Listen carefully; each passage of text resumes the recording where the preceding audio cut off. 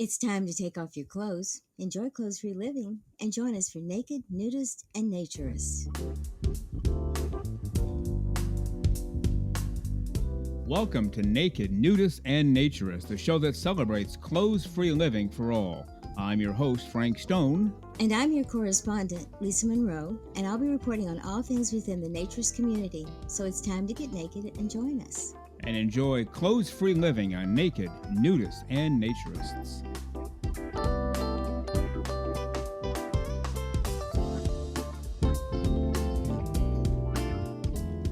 Well, greetings and welcome into Naked, Nudists, and Naturists, episode 81 today. We are really glad that you're with us. As I am fond of saying, because it's true, we've been waiting 167 hours for you to come back. And here you are, and here we are, ready to go, ready to move and groove, clothes-free living for all of the right reasons. And if you've been with us from the beginning, or if you're a brand new listener today, we get new listeners every single week. Not only is it episode 81, but it's the 81st straight Saturday that we have been with you. And it's also the 81st straight Saturday we've been with you for 1 full hour. We don't do 10-minute shows or 20-minute shows around here. We give you the full Monty. The full Monty, the full 60 minutes every single week, and we've done so for 81 straight weeks. And we do that because we appreciate it. We appreciate you. We enjoy the life, the philosophy. We know that you do too. And whether you're brand new to this, whether you're just, as they say, curious, like I hear about all these naked people having a lot of fun and pure fun and pure joy, I think I'll check out this show and see what's going on. Or if you've been a naturist, nudist, clothes-free living person for 273 years, anything in between, we are glad that you are here, enjoying our show, Naked, Nudists, and Naturists, again, episode 81. And on today's show, we will have part one of my interview with Matt, the Bearded Naked Yogi from the UK. I can absolutely confirm, after having spent some time with him, his name is Matt, he is bearded, he is naked, and he loves yoga. He loves to teach it and practice it. All the joys of yoga and naked yoga, and if you really prefer, he'll do clothed yoga as well. But part one today of Matt, the Bearded Naked Yogi from the UK. Lisa and I will have an extended segment today. We'll get into a whole bunch of things, including a very well-written email from the guy we're calling the gentleman from Michigan. You'll see why when we get to the segment. An amazing email delving into a lot of things involving naturism, so I don't want to spoil it now. We'll wait till we get there. But an extended segment today with Lisa Monroe. We do want to remind you we are the official podcast for the American Association for Nude Recreation. Are you a member of AANR? If so, great, terrific. Lisa and I are too, enjoying all of the benefits that come with membership. If you're not a member, you can become one not only today, but within the next few moments. It's very simple. Just go to AANR.com, follow the navigation, and before you know it, you'll be a fully blown, fully accepted member to the American Association for Nude Recreation. How is that for a deal today? We also want to remind you we do have a Patreon page. I've said it a zillion times. We were turning down paid work to do this show for free. Not a great business practice. Our attorney, CPA, yell at us every week. Yeah, we know. So we started a Patreon page. Whatever you can do to help out, whatever you see in your heart to do. If you enjoy the show, we would appreciate your support very much. The two upper levels get special content every month, on the 10th of every month, and everybody gets a newsletter if you sign up, and we appreciate you very much. Also, check out our merchandise page. Everything is there. Hats, tote bags, towels, you name it. Naked, Nudists, and Naturists, or NNN if you prefer and if you need to do so. Well, again, you are listening to Naked, Nudists, and Naturists, episode 81.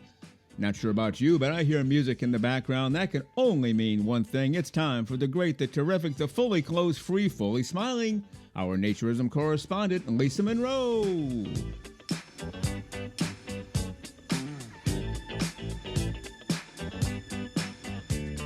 And here she is, the one and only, the one of a kind, the completely clothes-free and fully smiling, our Naturism correspondent, Lisa Monroe. Good morning, Lisa. How are you today?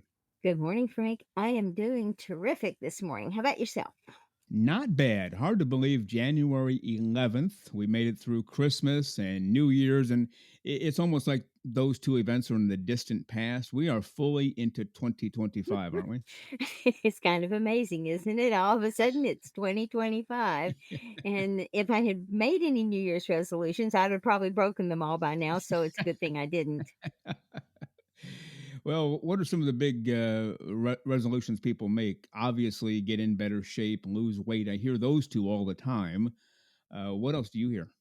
Oh, I know. Sometimes people say they need a better job or they, want to find a better place to live or, they have their eyes on these really cool shoes. And so they're saving up for, who knows?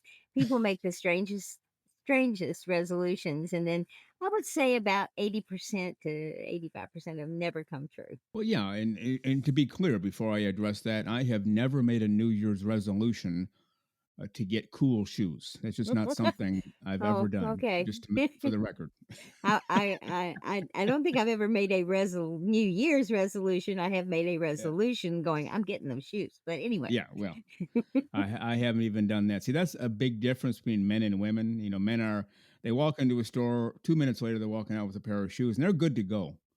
Women go to this store, that store, online. 6 years Yeah. later, I got to make a decision at some point, and maybe they do, maybe they don't, right? Well, see, that's the difference between me and a lot of other people is that Oh, okay. I don't like department stores. I don't like Oh, malls. And hmm. so if I'm going to get something, I go in to get what I'm going to get. If I look for a Whoa. particular item and I leave, I'm kind of weird. I think you're going to take Wow. away my girly card at some point in I time, but it might be in doubt. You might be called it's very before the, funny. Girly Card Council to have this addressed. Very much so. But no, I love nice things and love clothes and everything else, but I just don't like that searching through things for things and taking 14 hours to do something. If I know what I want, I go get it. If I find it, that's great. If I don't, then I leave. So, Alright, so let's say you go into this department store mhm, and you're walking around, you know the item you want, mhm, you find it, like, son of a gun, there it mhm. is, you try it on, perfect fit, ready to go. As you're walking up to the front of the store to pay for it, you see something else on sale that gets your eye, like, "Ooh, that looks pretty nice and half off." Do you play that game? No, I I mean, if it was something I had been wanting and all of a Yeah. sudden and it was out of my price range and all of a sudden it was affordable, then Mhm. maybe yes, but just to be drawn to it because it's on sale and grab it because it's a bargain, no. I'm not Okay. that kind of a shopper at all. Now there is one kind of store I know that you will stay in until they call security in to escort you out at closing time, and that's a bookstore, right? Exactly. Yes. Uh-huh. See, we Yes. caught you. Yes. And what I really love is that you can go get coffee and sit down with a stack of books, even if you're not going to buy all of them, and kind of peruse them to see which ones you Yeah. really want. And then I'm always nice. I'll put those books back that I don't want, and then I go check Yeah. out. Yeah, I always feel guilty doing that, taking a brand new book off the shelf, maybe knowing I'm not going to buy it and reading it.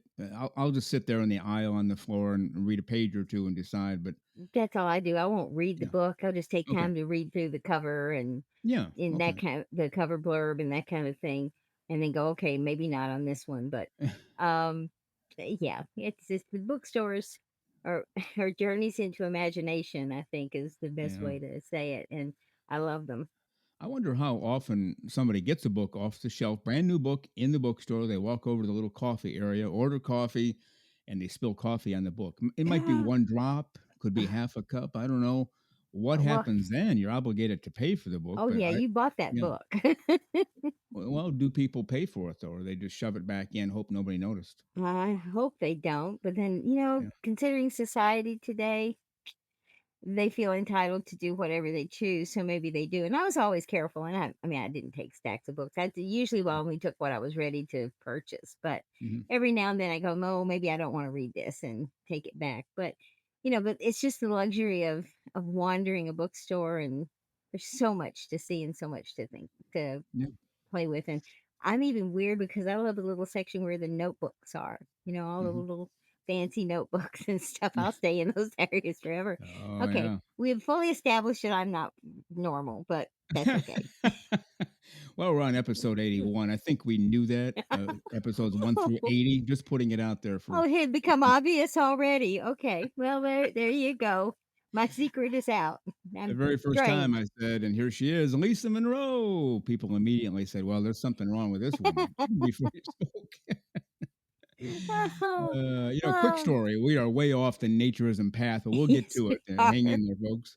The other day, I stopped at a grocery store just to buy some fruit. I wasn't stocking up for the next 6 months, but some apples, some strawberries, and whatever. Yeah, And so it was not a lot. So as you push your shopping cart around, you have that little section in front. Where I yeah, used to put my kids and send them on yes, their journeys down the yeah. aisles, and everything fit right in there. And then I decided to get blueberries. Well, I had run out of room, so I had to tuck them in the big part of the cart. No big deal. Got to the cashier, took everything out from the seated part, never gave a thought to the blueberries.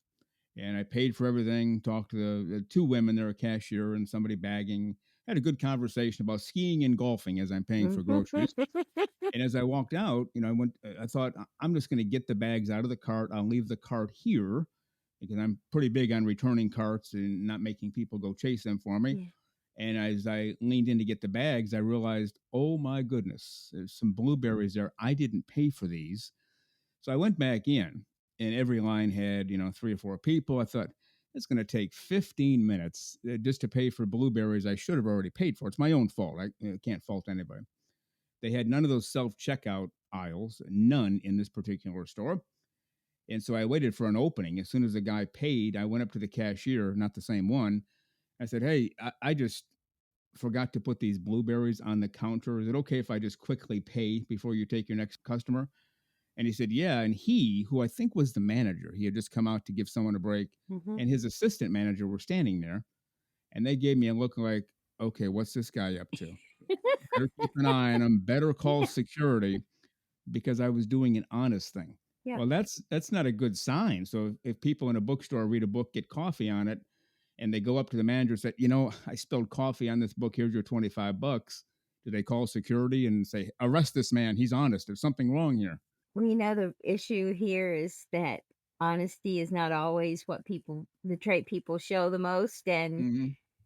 so I suppose it would surprise someone that you were that honest. And I've done that too, forgotten something in the cart and pushed the cart out and realized there's something stuck in the corner and gone back in. So, there's just certain things you have to do. You should do. And just to say Uh, one other thing about naturism and libraries, we have always talked about the fact that's one place we'd love to be able to be nude is to oh, gosh, be yes. naked and wander around a library Oh, heck or yes, a bookstore. absolutely. I did want to address something you said a little earlier. Talk about Mhm. New Year's resolutions. People make them and then they don't come to fruition. I think it's all because they just had this wonderfully great idea, but they didn't actually make a plan or see through, okay, I need to do this and then that and then this other thing. And then by end of January, maybe mid June, you've reached your goal. People just announce what the goal is, but they make no plan to get there. Do you find that quite often too? I think it's very true. And I read something well, more than several years ago now about how to set goals. Oh, And it said you can make all the goals you want to verbally and mentally, but they do not come to fruition in your own mind unless you write them down and you can see what you have written. mhm. And they also suggested write down your top 5 goals for the year, put them in a sealed envelope, open them on June 1st. I did that one time, only one Mhm. time, and I Mhm. had done all 5 goals, Oh, which wow. shocked the heck out of me because I'd Okay. even forgotten about it. I came across the envelope actually sometime after June 1st because I stuck it in the bookcase. And I was surprised because maybe it does work. Maybe by writing it down, you imprint it on your brain more. Mm. Did I have a plan since for some things? Yes, but I think planning is the only way to do it. If you want something, you have to plan for it. Yeah, otherwise it just you open that envelope on June 1st and you say, "Whoa, I made Yeah, these goals? yeah.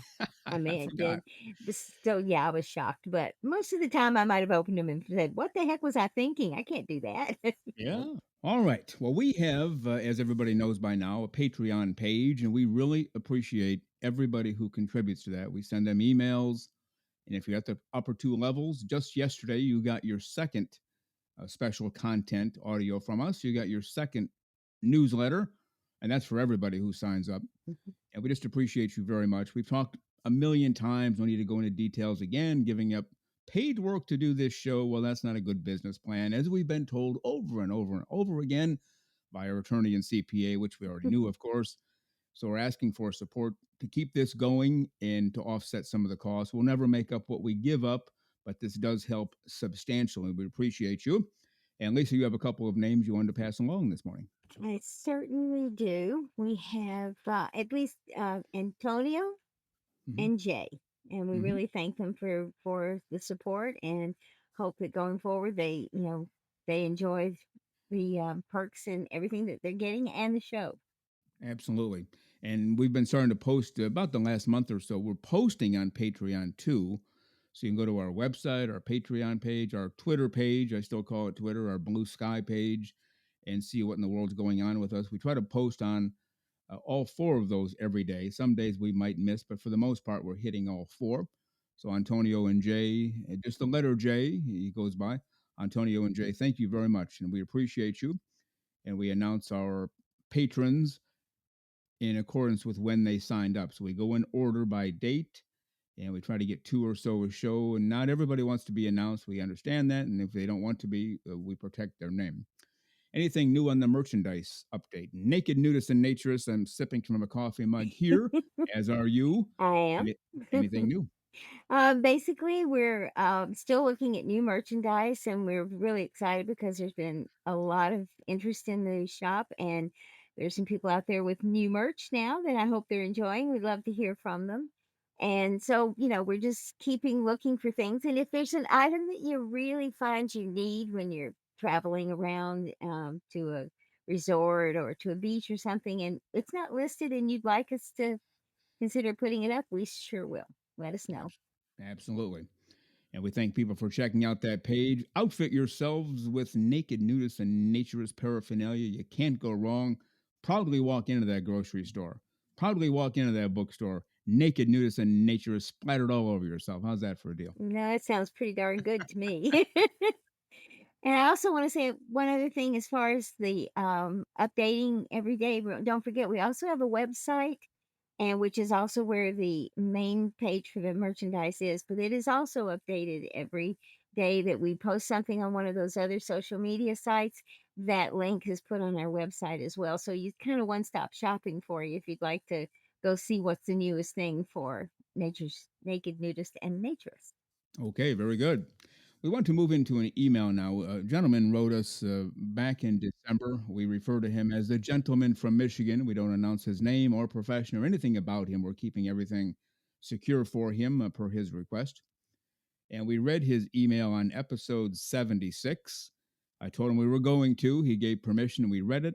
I sent him the link just to make sure he remembered. We took care of this on and read your email on 76.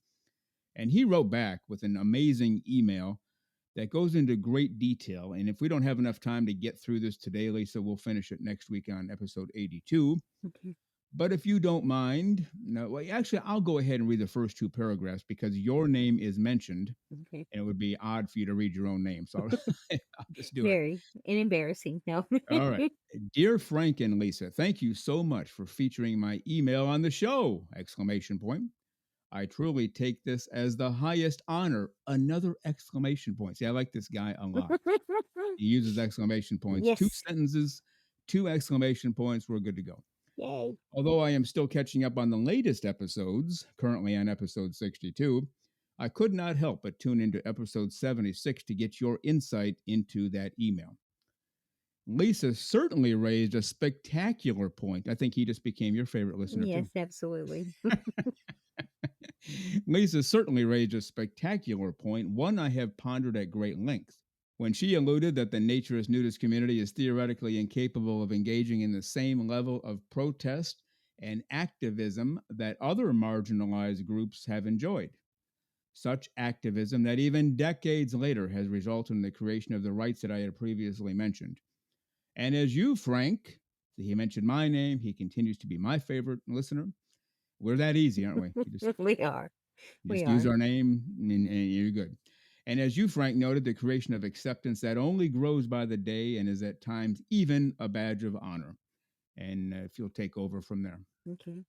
As has been mentioned a myriad of times throughout the show, nudists are a relatively invisible population. We typically exist in secret as not to offend anyone. It is my belief that nudists are the most overly considerate of people. We put on clothing when answering the door to sign for packages or collect food deliveries. We put on clothing if guests are to arrive. We put on clothing to get the mail or take out the trash. No other group has to alter their natural tendencies to engage in the spoils of average life. Okay, now before we go on, let's talk about that paragraph for a moment. I've mentioned this before. I'm not sure if I mentioned it on the show, but I've certainly mentioned it to friends and acquaintances. He's exactly right there. Like I like to live clothes free. If somebody's coming over, where's my pants? Where's my shirt? Someone's coming over. Oh boy! And we run and hide instead of proudly proclaiming who we are. I've talked before. We're not trying to normalize naturism.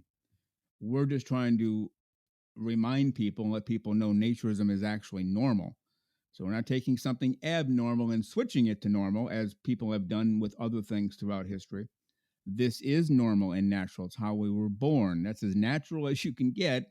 When you come out of the womb, you're clothes free. We put clothes on, that's not normal. So we're trying to remind people and teach people, those who are just tuning in for the first time, being clothes free is normal. Yet, he's right. We hide. We exist in secret. Oh boy, hope nobody finds out. They'll think I'm one of those wild and crazy people. And the mailman's coming, the UPS guy's coming. Where are my pants and where's my shirt, right?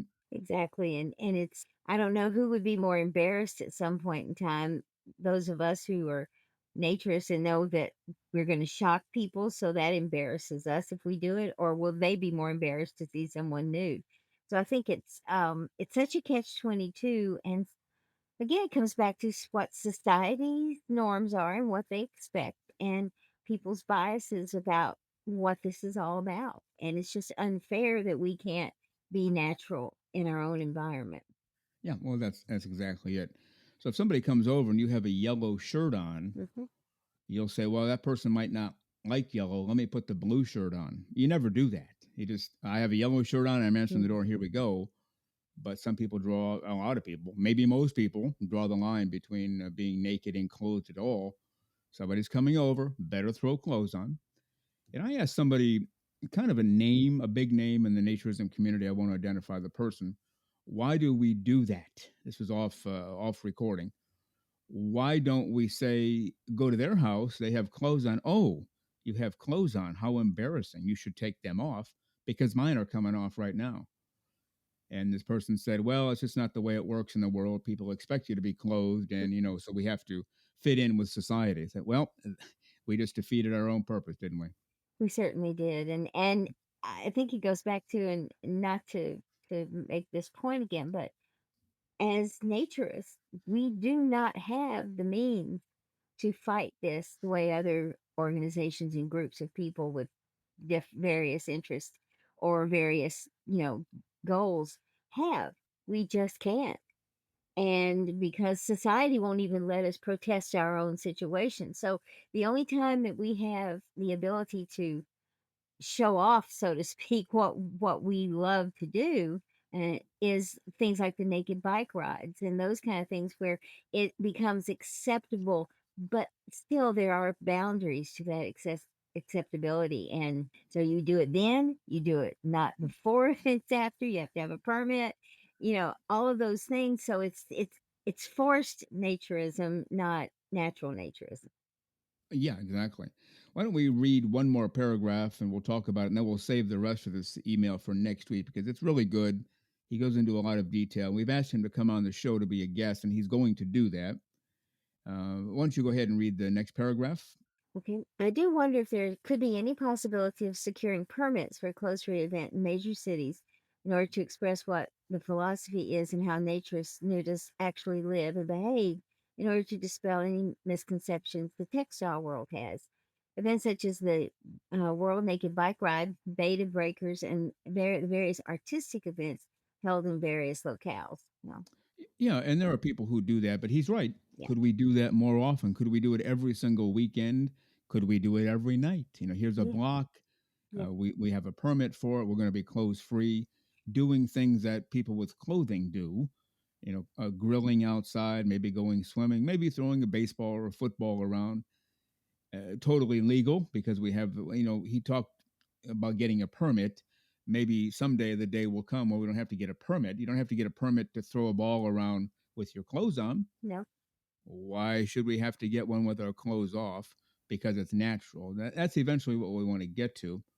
But until more people see that it's normal and natural, maybe getting a permit is the way to go. We get a no. lot of people in their natural state doing their natural activities, right?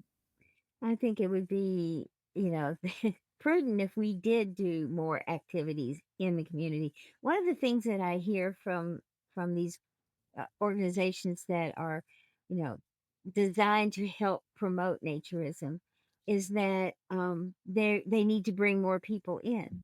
Well, we know from our listeners that there are a lot of people who are home naturists who have never gone to a beach or have never had access to a club and just they haven't been able to go for whatever reason, but not that they don't want to.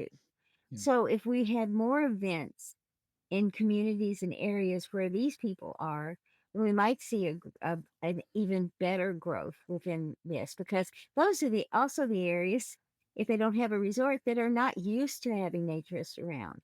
Not used to even seeing the name as they drive down the street beside, the entrance to the naturist community. So a lot of awareness out there that's the wrong type of awareness when it comes to being naked.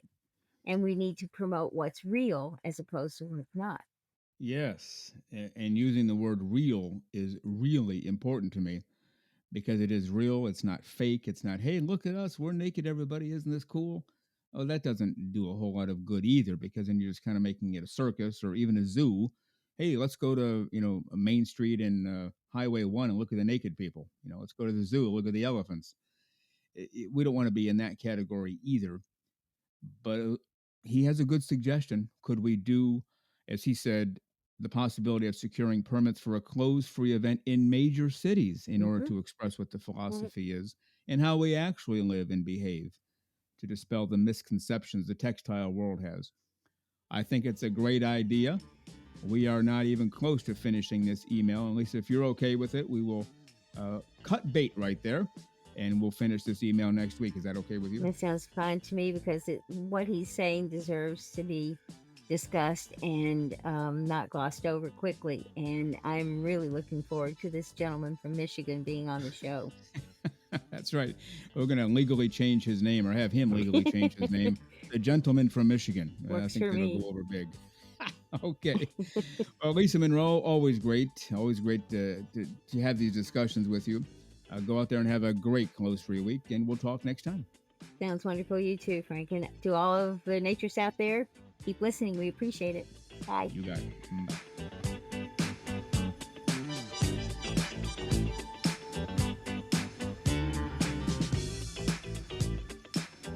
The very terrific Lisa Monroe pops in once a week for these segments. Does all of our website work, our meme work, Patreon work. She does it all, and we appreciate her very much.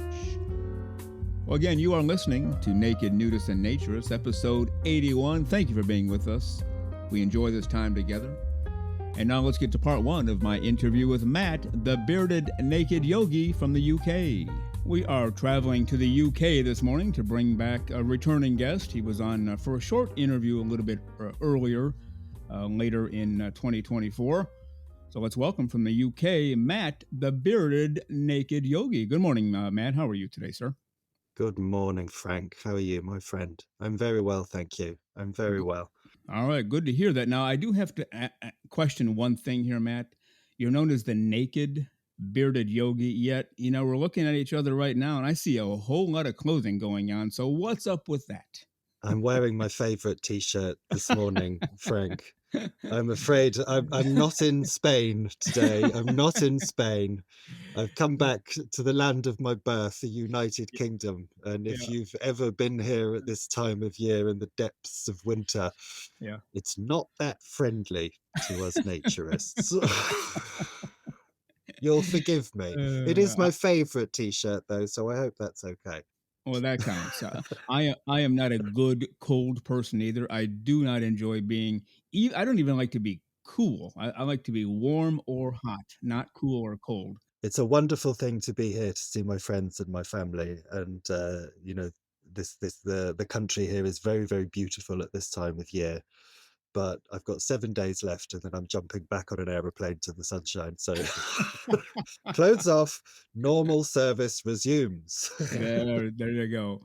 Well, we talked in the fall of 2024. Obviously, we're in January now. What in the world have you been up to since then? Catch us up.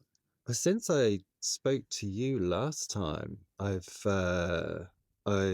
led a couple of very successful retreats. One of them was on Mallorca, the island of Mallorca, where I live most of the time, and that was an incredible experience.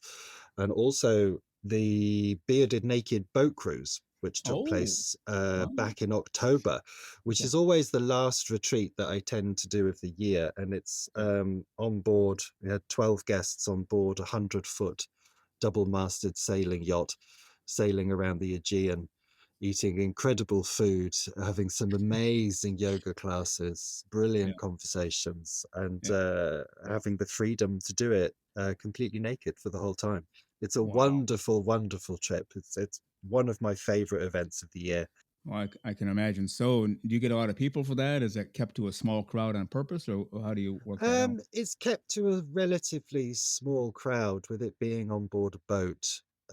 You're naturally very limited in terms of space. Um, I think there's about 8 or so cabins that are available on board, and some people are sharing with their friends or their partners, and some people prefer to have a little space to themselves. But that kind of number is often a perfect number for a yoga retreat. It keeps the conversation together. Smaller numbers tend to prevent a sense of fracturing, maybe within Hmm. groups. That's the thing, anywhere between 12 and 14, I found to be a perfect number, really. It gels people together. And being on a boat, you're kind of forced to be together for 7 days. That's quite true.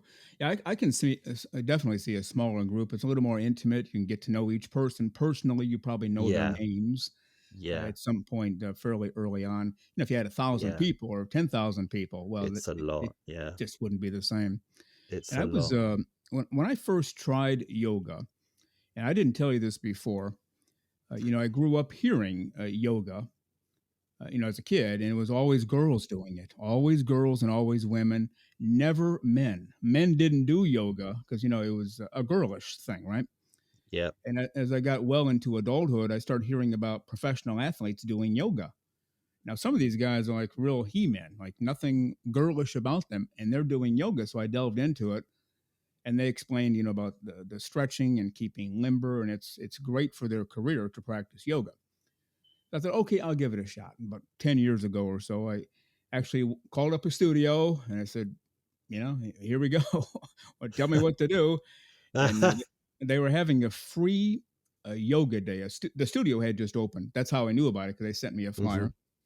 And they said, just come in. You get it one class, totally free. If you like it, we'll ask you to sign up. And if you don't, that's okay. But, it's for health reasons. So I went in thinking, okay, this is, awkward because, I've been in athletics forever. I played Uh-huh. sports when I was younger. But yoga is different because I still had that mindset. This is kind of girlish. I hope nobody sees me walking in. And they put me in this class. I was the only participant in the class. It was myself and the teacher because it was later in the day and other people had shown up earlier. So I thought, well, this is a great introduction, one on Brilliant, one for brilliant, free. And brilliant. of course, I just thought it was the greatest thing ever. I felt like $1,000,000 even during it, certainly after and the next day. Yeah, I yeah, I was filled with energy, and yeah. I've been hooked ever since. Is that kind of what you hear from other people as well? Once they tried, it's like, wow, this is It is. terrific. It is. It's one of those. It's very interesting that you say about the perception of yoga and how that's kind of changed over the years. Certainly in terms of the dynamic of people that do it. Mhm. Um, I mean, the more and more men are finding their way to the practice because of these benefits that have been expounded. by athletes, by magazines, things like Men's Health and GQ. They've all run very big articles and features on the benefits of it.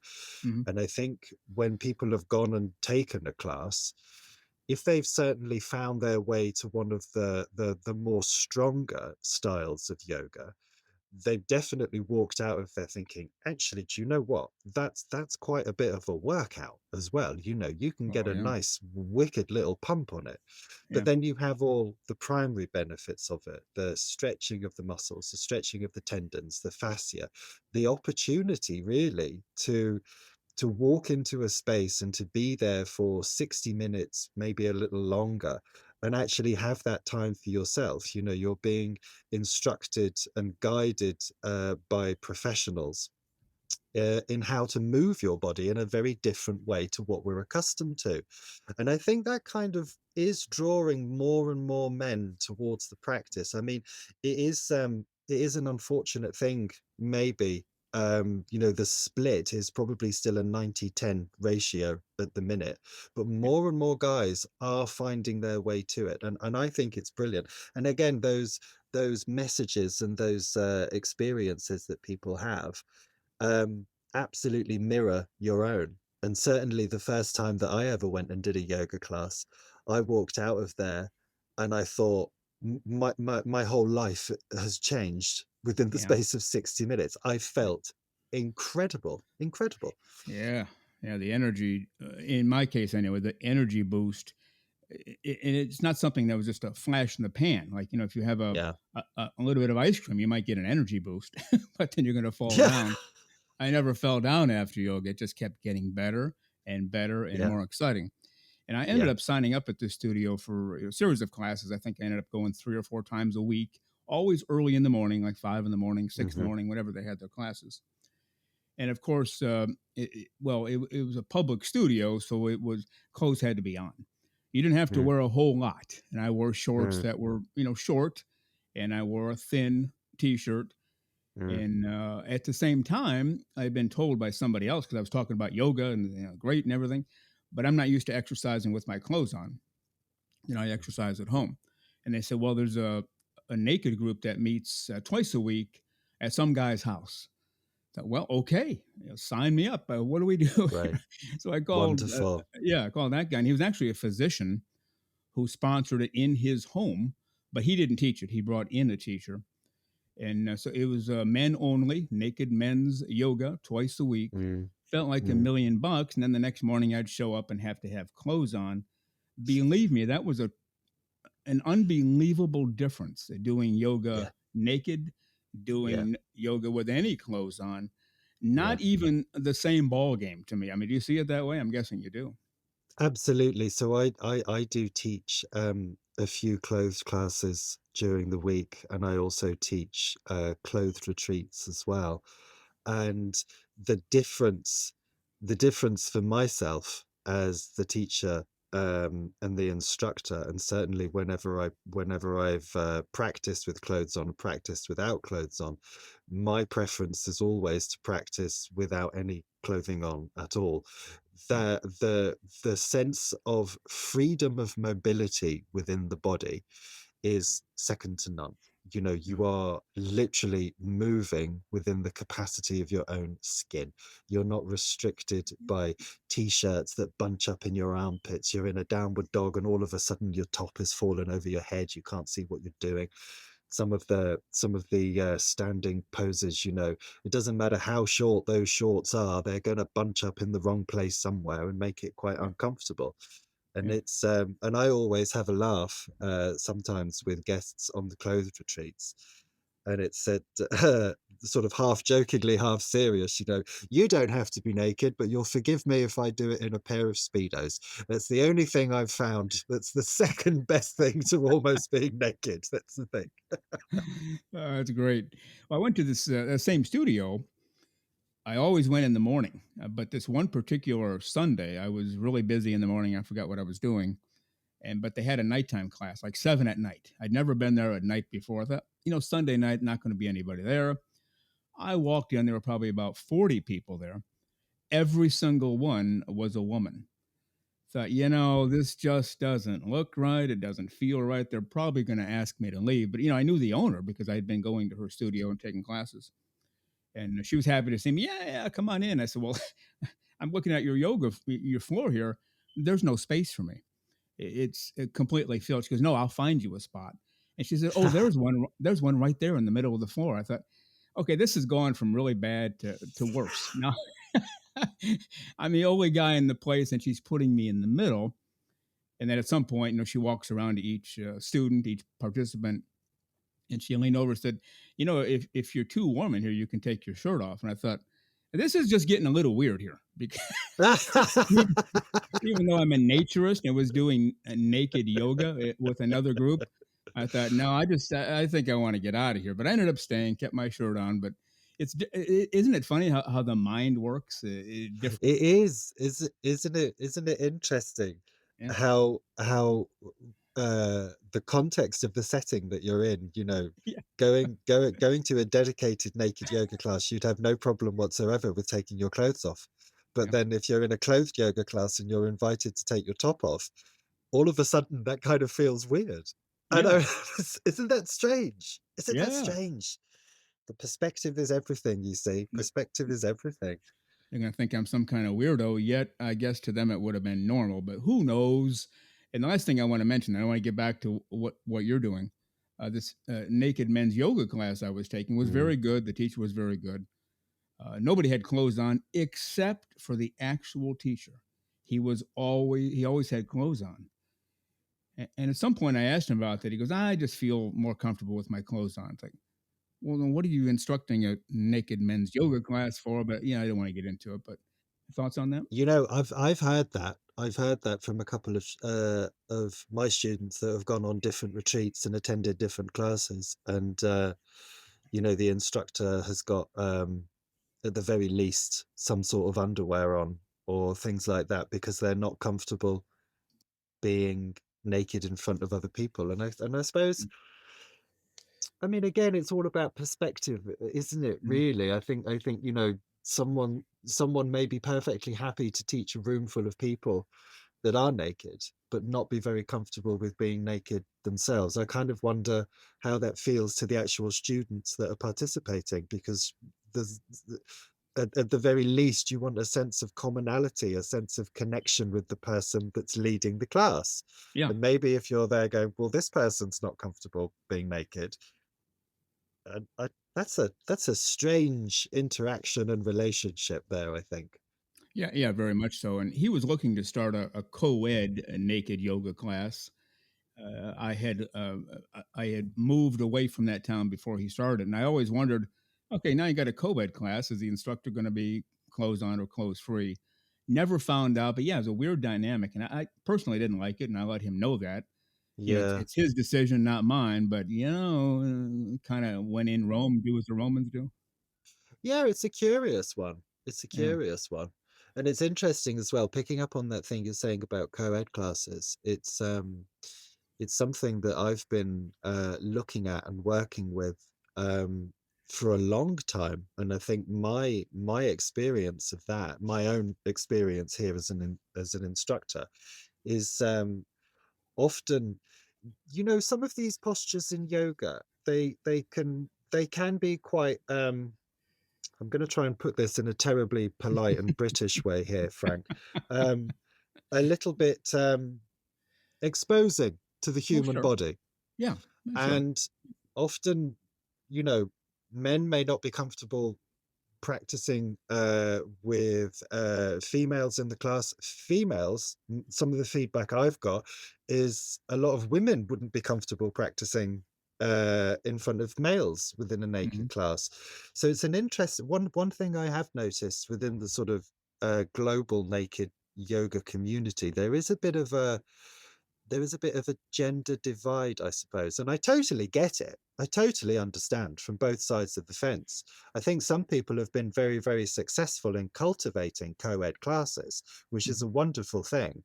And I'd love to know what the secret is. I'll tell you a very short story here. When I started the Bearded Naked Yogi nearly 5 years ago, I was incredibly naive about the whole thing. I thought, people are going to come from, males, females, anywhere in between. It's all just going to be a lovely, nudie little love-in. We're just going to have some great sessions of yoga. And there's going to be that kind of really sort of big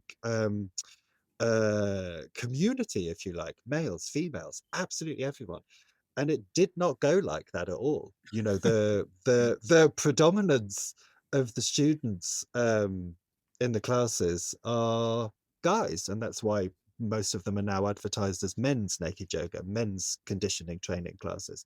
Yeah. um, the female students that I have either tend to attend the small group session that I hold every week, which is just for females, Hmm. or they're private students. It's their one-on-one sessions.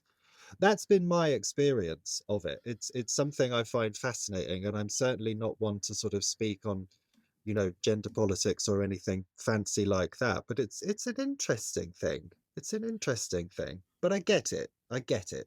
Yeah. What women have told me over the years that they're always on guard for the next guy who's going to hit on them or try something nefarious or inappropriate. So to put Yeah, themselves naked in a classroom with men, it's like, well, now I'm just setting them up. And I've tried to yeah, tell them, no, if you go to a naked yoga class, you're going to practice yeah. yoga. You're going to feel great. I don't think anybody's going to hit on you. If they do, they'll be tossed out.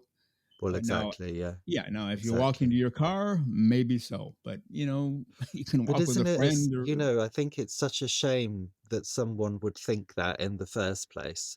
yeah. you know there's the possibility of something nefarious happening. I bang my drum about the non-sexualized aspects of it, and what this actually is as a practice and a community. An awful lot, probably people are sick and tired of me saying it, but for our retreats and things like that, and certainly those retreats we've done that have been co-ed, very quite tight. I don't like the term, but let's call it a code of conduct, if you like. Sure. This is what this is. This Yeah. is what's expected of your intentions coming here. Well, that's a whole other area that we could dive into, Frank. That's a whole other area. Uh, that's true. I mean, society is what society is. Men in general, really generalizing here, enjoy talking to a good looking woman, maybe even an average looking woman. They just kind of hit them up, Exactly. and Exactly. women don't get used to that, but they kind of expect it. So now I'm going to go to a class with all these guys, take my clothes off. It'll be totally fine. Most women have that little hesitancy, and Yeah. they don't do But it. it's interesting as well. So many students that I have, many students that come on the retreats sort of come from the LGBTQIA plus community, and it is the same thing as well there. But it's a slight twist on a variation. That generalization about men and beauty being in the eye of the beholder and things like Yeah. that.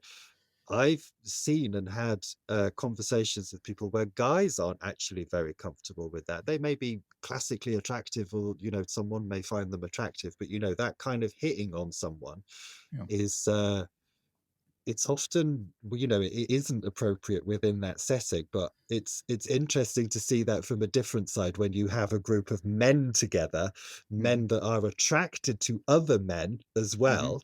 Yeah. That's a very interesting dynamic, because you see the same thing but playing out within the same gender. Yeah. It's fascinating. Yeah. Yeah. Fascinating. It just goes Yeah. around and around, as they say. It does. It does. Now, obviously, I say obviously, I'm not an expert, so if I'm wrong, tell me. But the yoga community overall, you go to a yoga studio, it's clothes on. People just tend to be have clothes on when they practice yoga. How is naked yoga viewed, and how do they view you? Like, do they say that this Matt, the bearded naked yogi, what the heck is he doing? Or I'm glad he's doing it and he's making a difference in the world. Mainstream yoga as opposed to what you do. What do you think? Yeah, I think that relationship, if you like, between mainstream yoga, to call it that, and the practice of naked yoga, it's certainly from my experience, over these last 5 years, it's been very much split along those lines that you've said. I'm very fortunate to receive a lot of messages, a lot of emails from students, or perhaps people that subscribe to the online content, the thing that goes, really quite heartfelt messages that say, I'm so glad you're here. I'm so grateful for what you offer. Hmm. This community gives me XYZ. And in some cases, it's changed my life for the better. You've helped me with X, you've helped me with Y and Z. And that's a wonderful, wonderful thing, an Yeah. absolutely beautiful thing. And it really does show you, the power that we have to positively touch people's lives in a way that's meaningful. And I Yeah. guess my medium of doing that is through this naked yoga, the practice Yeah. of naked yoga, bringing Yeah. people together within this community. The flip side, I guess, some of that perspective from mainstream yogis, again, it's it can be quite different. It can be at opposite ends of the spectrum. I've had some of the students that have attended clothed classes and clothed retreats then come along and join in the naked classes and the Mhm. naked retreats. Mhm. And they're very happy to practice either one. They are enjoying the freedom and the conviviality of the naturism side of it, the naked yoga, the social naturism, the ability to just be themselves with a group of like-minded people. So that's a very positive thing, I think. And again, these people perhaps wouldn't have had the opportunity to do that. A lot of mainstream yogis, they probably see it as a bit of a niche market Mhm. in terms of the business of yoga, if you like. Some people mildly curious. Some people find it quite funny, but then when you talk to them about it, again, coming back to those benefits of practicing without clothes, they totally get it. Then they're like, yeah, I can see that actually. Yeah, that makes Yeah. sense. But in other cases, I suppose there's been some quite challenging uh comments and feedback that's been made by, let's again say, mainstream yogis, saying it's a sexualized thing, and it's all just a bunch of guys or just a bunch of people getting together. You're perverts, you're this, you're that, you're not living the true essence of yoga, you're corrupting it because you're sickos and this, that, and blah blah blah blah blah. Which can be, I mean, I personally find that quite funny when I hear things like this, Frank. And I Yeah. think, as I said in our short piece last year, I'm a big one for the history of yoga, and Yeah. I've got no problem with sitting there going, "Well, I'm just going to put my yogi historian hat on here and say, well, actually, my love, practice of naked yoga is as old as yoga itself, and here Mhm. are the reasons for it. All of Mhm. these wonderful holy men strolling around the Indian subcontinent with no clothes on. It's the ultimate renunciation. It's the embracing of yourself. It's being yourself within the world. So, we don't all it's not about wearing your fancy yoga clothes and all your beads and things like this.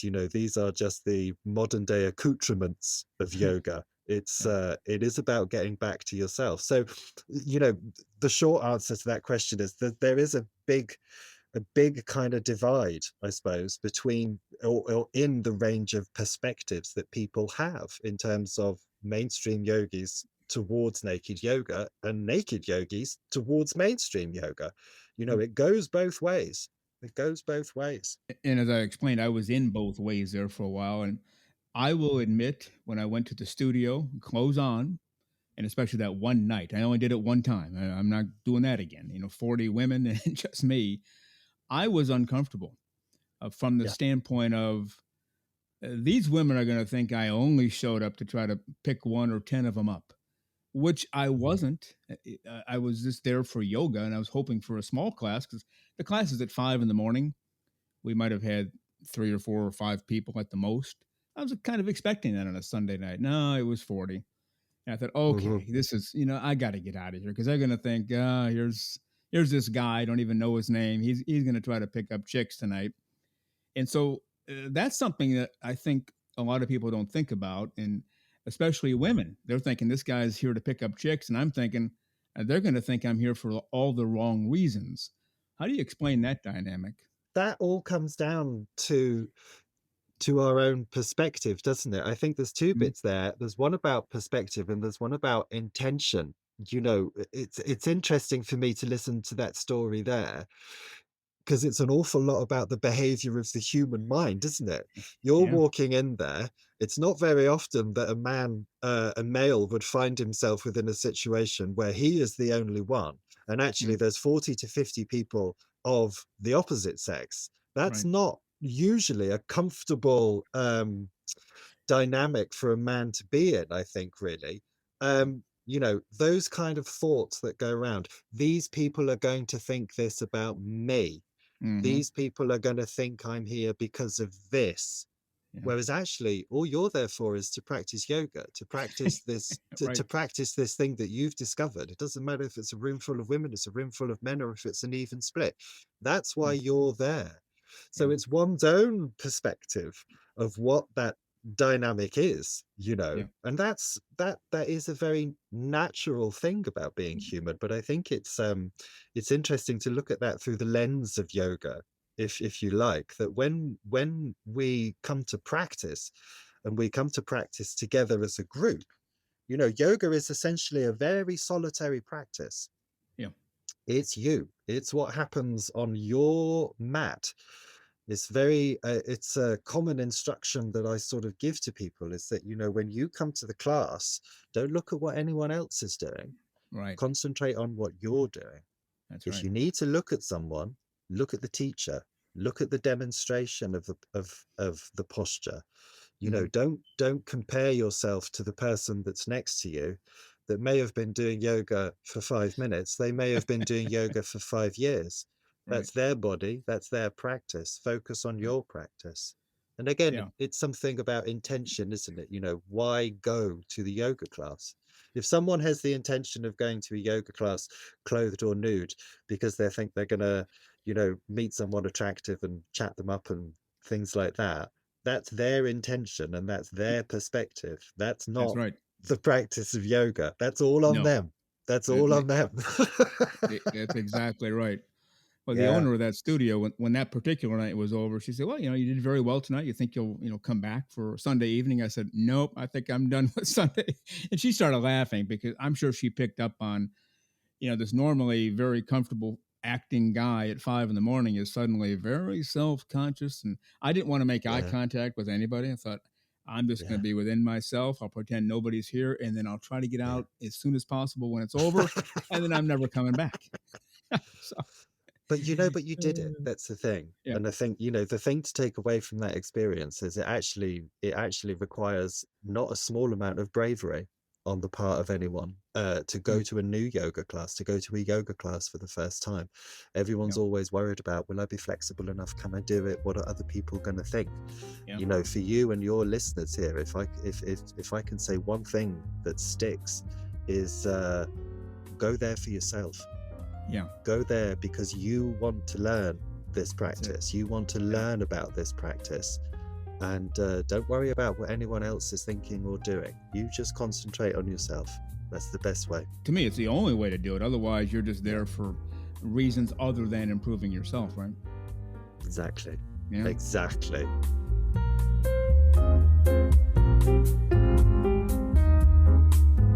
The very terrific Matt, the Bearded Naked Yogi from the UK. Check him out.